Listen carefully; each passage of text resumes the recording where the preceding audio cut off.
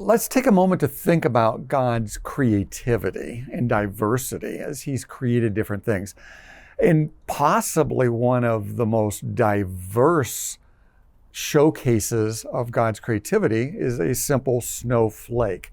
Now, here's a little molded, man-made snowflake, and you can buy a package of them, and they're kind of like, well, they're all the same. They're just stamped out as the same shape.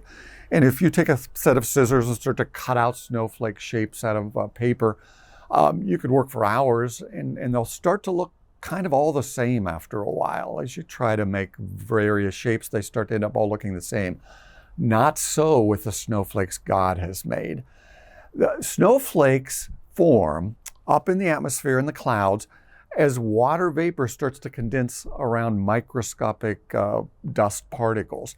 And depending on the temperature, depending on the amount of humidity in its location, depending on air movement, the water will freeze in different ways and different patterns around that dust particle. There's about 100 different basic variations of six-sided hexagonal formations that the water will start to spread out and form arms and fingers. But depending on the temperature, they're very, very different. From about 28 degrees Fahrenheit up to 32 degrees Fahrenheit, they form one shape, but as it drops colder, they'll start to form prisms and rods and tubes and spherical shapes attached to that central nub. As it gets colder yet, they'll form very fine dust-like shapes.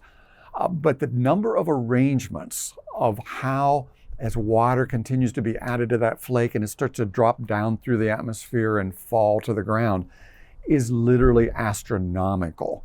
There are more possible variations of those 100 basic patterns and water being added to that intricate, beautiful, art-like form of a snowflake than there are atoms in the entire universe.